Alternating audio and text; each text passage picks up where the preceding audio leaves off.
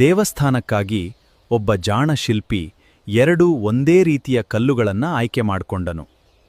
ಶಿಲ್ಪಿ ಮೊದಲ ಕಲ್ಲನ್ನ ಕೆತ್ತಲು ಆರಂಭಿಸಿದ. ಆ ಕಲ್ಲು ನೋವಿನಿಂದ ಭಯಗೊಂಡಿತು. ಅಯ್ಯೋ, ನೋವಾಗ್ತಿದೆ, ಧನ್ಯವಾದ, ಇನ್ನು ನನ್ನನ್ನು ಹೊಡೆಯಬೇಡಿ.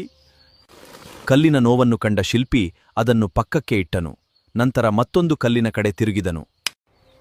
ಶಿಲ್ಪಿ 2ನೇ ಕಲ್ಲನ್ನು ಕೆತ್ತಲು ಆರಂಭಿಸಿದ.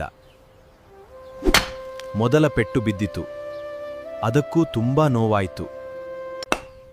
ನೋವಾಗ್ತಿದೆ, ಆದ್ರೂ ನಾನು ಸಹಿಸಿಕೊಳ್ಳುತ್ತೇನೆ, ನನ್ನ ಗುರಿ ದೊಡ್ಡದು ಎಂದು ಹೇಳಿ ಎಲ್ಲ ನೋವನ್ನು ಧೈರ್ಯದಿಂದ ಸಹಿಸಿಕೊಂಡಿತು. ನೋವನ್ನು ಸಹಿಸಿಕೊಂಡ ಕಲ್ಲು ಸುಂದರ ದೇವರ ವಿಗ್ರಹವಾಗಿ ರೂಪುಗೊಳ್ಳತೊಡಗಿತು. ನೋವನ್ನು ಧೈರ್ಯದಿಂದ ಸಹಿಸಿಕೊಂಡ ಆ ಕಲ್ಲು ಇಂದು ಸಾವಿರಾರು ಭಕ್ತರ ಆರಾಧನೆ ಪಡೆಯುವ ದೇವರ ವಿಗ್ರಹವಾಯಿತು.